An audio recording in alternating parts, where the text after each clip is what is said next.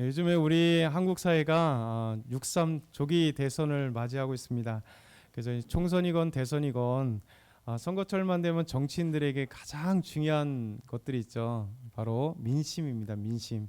그러니까 민심의 향방이 어디 있느냐, 민심이 어디로 흘러가고 있느냐. 또 민심을 잘 읽을 때 정치인들은 바른 정치를 할 수 있는 것 같아요. 그래야 정치인들이 이제 우리 국민들이 무엇을 원하고 있는지, 또 지금 무엇이 필요한지를 잘 헤아리는 정치인들이 바른 정치를 할 수 있습니다. 문제는 민심이 항상 오르냐? 이제 그렇지 않더라는 거죠. 그러니까 민심이 오를 때도 있고 좋을 때도 있지만 그렇지 않을 때가 있어요. 그래서 우리가 민심을 항상 볼 때 우리 온 나라가 바른 민심일 때는 국가가 아름답게 성장할 때 있지만 민심이 온전하지 않을 때는 국가가 참 위기 상황이 될 때도 있습니다. 요즘 같은 경우는 이제 좌나 우나 너무 한쪽으로 극단으로 치닫는 경우가 있다 보니까 국민들이 하나가 되지 못하고, 또 정치인들도 민심을 오도하면서 자기들 편한 대로 막 만들어가고 있잖아요. 그래서 이런 상황이면 이제 국가가 하나가 되기가 참 어렵고 국민들이 하나가 되기 어렵습니다.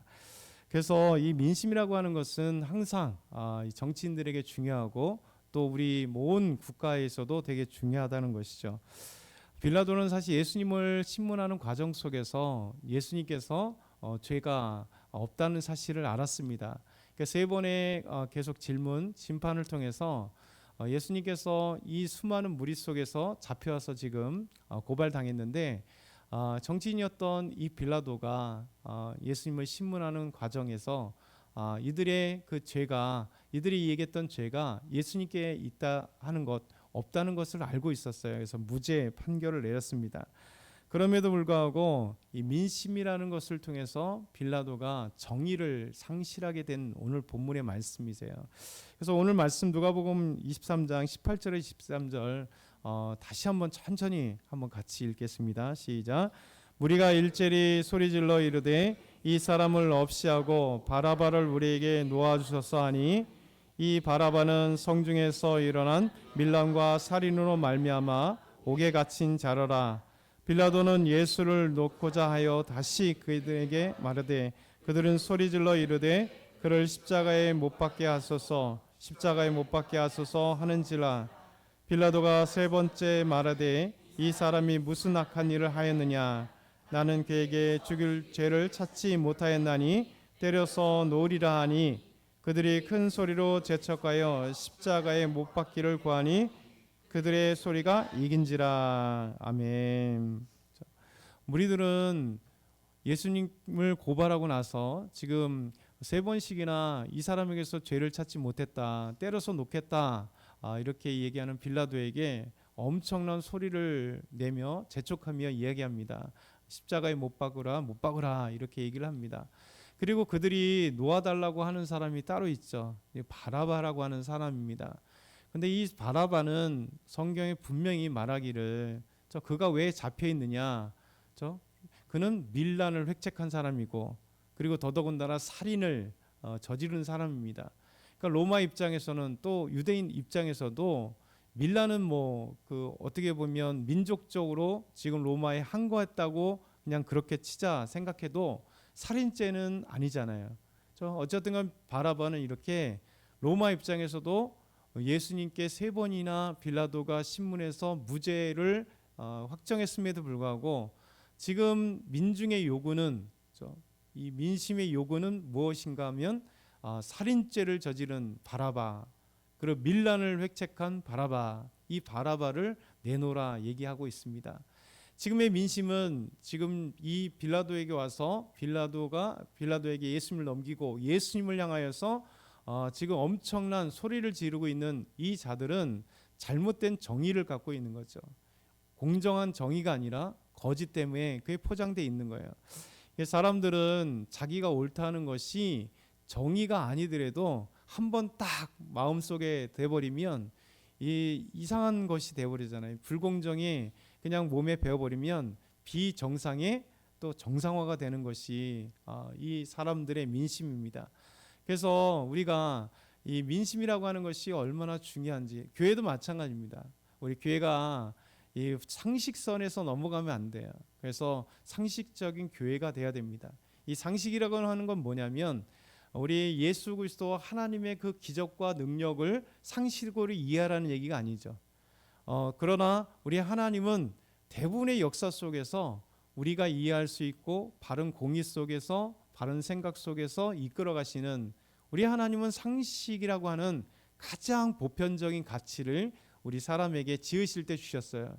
그래서 상식을 초월할 때 교회는 이상한 교회가 되고 또 우리 그리스도인들도 이상한 그리스도인이 될 수 있어요. 그래서 우리는 하나님이 주시는 우리의 지혜, 하나님이 주시는 이성을 가지고 이 이성 속에 판단할 수 있는 아름다운 근거들을 하나님이 주셨다는 거죠.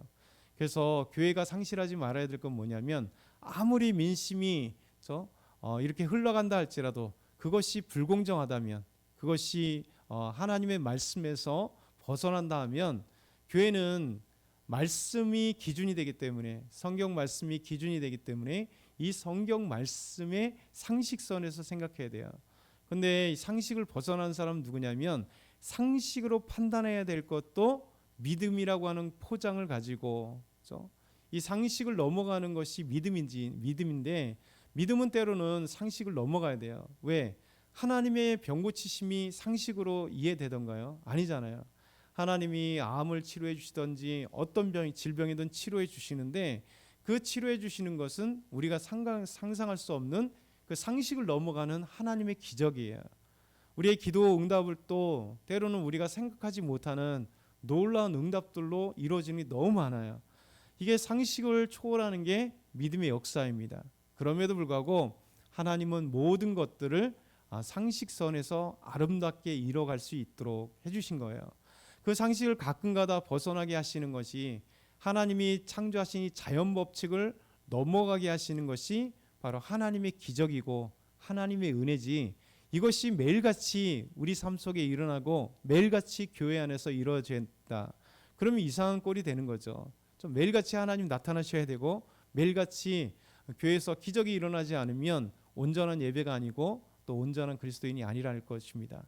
그래서 우리 교회는 이 민의 속에서 하나님이 기뻐하시는 민인가, 민중의 그 요구들인가라는 것을 생각해 봐야 될 것 같아요.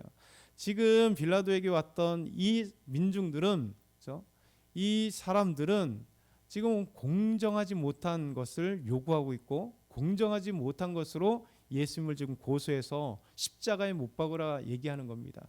예수님께서 3년 동안 사역하신 이 공생의 사역이 십자가에 못 박힐 일이 없었잖아요.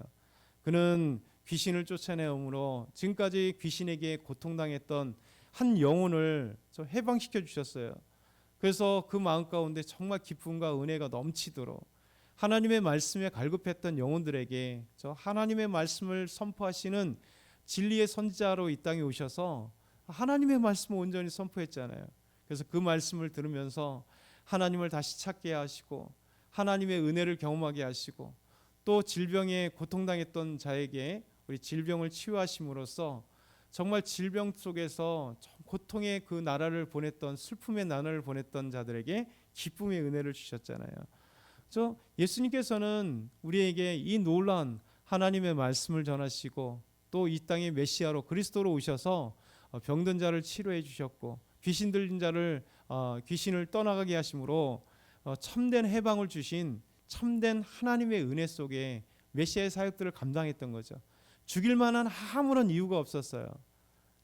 그런데 이 민중들은, 민심은 예수님을 살인자로 몰아버린 거죠. 자칭 왕이라 얘기하고 가이사에게 세금을 내지 말라고 민중들을 유혹했다. 그러니 죽여라 이거죠. 십자가에 죽여라. 우리에게는 십자가에 죽일 권한이 없기 때문에 당신에게 데리고 왔다. 이 민중들은 그렇게 이야기하는 겁니다. 그래서 우리가 이 민심이란 정말 공정하면 정말 귀한 거지만 이것이 잘못된 민심으로 가게 되면 이 온전하지 못한 공의가 정말 공의가 상실되는 상황이 되어버리는 거예요. 그래서 이 무리들은 이 빌라도에게 공의가 아닌 이 불법을 자행하도록 그들은 빌라도에게 바라바를 요구하고 그리고 예수님을 십자가에 못 박으라고 지금 얘기하고 있는 것입니다. 이 머물거리고 있는 이 빌라도, 내가 3번을 얘기해봤지만 죽일 죄를 찾지 못했다, 그냥 때려서 놓겠다 얘기하는 자들이, 그들이 더 함성을 지르면서 소리 지르면서 그들의 소리가 이긴지라, 이러면 안 되죠. 공의가 상실되면 안 됩니다. 우리나라도 헌법재판관 안에서, 헌법재판소 안에 사람들 수없이 이쪽에도 저쪽에도 막 소리 지르잖아요. 만약에 어느 한쪽의 소리를 듣고 헌법재판관들이 이 헌법을 무시하고 다른 판결을 했다, 그러면 항상 무엇이 될까요? 소리 큰 자가 이기게 되는 거예요. 국가는 무너지게 되는 겁니다. 그래서 이 나라에도 마찬가지로, 어느 사회도 마찬가지로, 이것이 바른 민심인지 바른 민인지, 이것이 옳은지 그른지를 우리가 상식선으로 판단할 수 있는 그런 내용이 돼야 되는 것이죠. 그래서 이 빌라도는요, 어떤 사람입니까? 지금 정치인이잖아요. 그리고 판결하는 사람이잖아요. 아무리 지금 바라바를 요구하고 있고 예수님을 십자가에 못 박으라고 얘기한다 할지라도, 자기가 3번씩이나 예수님을 직접 신문했고 죄가 없음을 발견했으면, 여러분, 민심이 그러할지라도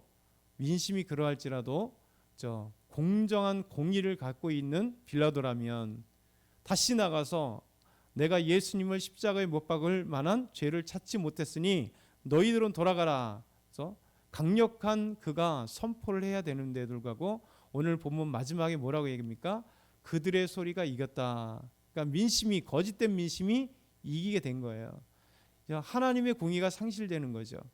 그래서 이 시간은 저희들도 다시 한번 생각해 보는 것이, 우리도 하나님의 말씀을 온전히 지킬 때 사람의 소리를 듣고 있는가, 하나님의 말씀을 듣고 있는가가 중요한 거죠. 우리가 신앙생활 하면서 수많은 그리스도인들이 이 세상에 나가서 세상의 어떤 그 보이지 않는 물결에 의해서 말씀이, 진리의 말씀이 꺾일 때가 있어요. 나의 부끄러움 때문에 꺾일 때가 있고요. 세상의 소리 때문에 정말 내가 잘못된 건가 꺾일 때가 있고요. 교회가 마치 부끄러운 것처럼 꺾일 때가 있습니다. 여러분, 우리가 복음에 있어서 담대해야 될 이유는 바로 복음만이, 하나님 말씀만이 영원히 변치 않는 말씀이기 때문이에요. 여러분, 세상이 계속 바뀌잖아요. 그렇죠? 국회에서 계속해서 제정하고 바꾸고 수정하고, 이 세상의 법이라고 하는 것은 100년 전의 법이 지금과 똑같을 수 없습니다. 세상의 과학, 100년 전의 과학이나 지금이나 똑같을 수 없습니다. 세상의 민의, 100년 전의 세상의 민의, 사람들의 요구, 사람들의 생각, 지금과 완전 다릅니다. 마치 진리인 것처럼 얘기하지만 사람의 생각이나 사람의 모든 것들은요, 한 치 앞을 가늠할 길이 없어요. 내일 달라지고 모레 달라지고, 1년 전 이런 생각 없었잖아요. 근데 누가 이런 우리 사회의 이 모습이 될 줄 알았겠어요. 그래서 우리가 생각해야 될 것은, 우리가 들어야 될 소리는 무엇인가 하면 영원히 변치 않는 하나님의 말씀. 그래서 이 말씀이 우리 삶의 기준이 되고, 이 말씀에 순종함으로 지금 당장은 내가 말씀을 순종하는 데 있어서 사람들에게 소리를 들을지라도, 여러분, 빌라도처럼 이 거짓된 민의에 참된 것을 발견해놓고 바꿔버리면 2000년의 역사 속에 끊임없이 우리가 사도신경 속에 뭐라고 하면, 빌라도가 죄인인 거예요. 빌라도가 예수님을 십자가에 모아. 왜 그러냐면 그는 공의를 상실해 버렸기 때문에 그래요. 그래서 거짓된 민의를 들었기 때문에, 예수님의 십자가에 죽일 죄를 찾지 못했음에도 불구하고 예수님의 십자가에 놓아주라고 넘겨준 이 죄인이 돼버렸기 때문에, 우리가 2000년 동안 끊임없이 우리가 고백하는 것 속에서 빌라도가 예수님을 십자가에 죽인 장본인으로 등장하게 되는 거죠. 그래서 저와 여러분이 오늘도 이 고난 주간에 나는 하나님의 말씀을 온전히 순종할 것인가, 아니면 세상의 소리를 들을 것인가, 때로는 우리가 맞닥뜨려야 될 때 우리가 결단해서 하나님의 말씀 가운데 순종했으면 좋겠습니다. 오늘도 우리가 하나님 앞에 간절히 기도하겠습니다. 우리 이번 주에 있는 전도 축제를 위해서 하나님께서 역사해 주십시오. 우리 초대된 많은 분들이 주님의 사랑과 은혜를 경험하길 원합니다. 우리 송솔라 목사님, 하나님께서 크신 은혜로 잡아주시옵소서. 또 저희들이 하나님 이 주일에 정말 놀라운 은혜들을 경험할 수 있도록 도와주옵소서. 우리 주여 한번 부르짖고 크게 한번 같이 기도합니다. 주여!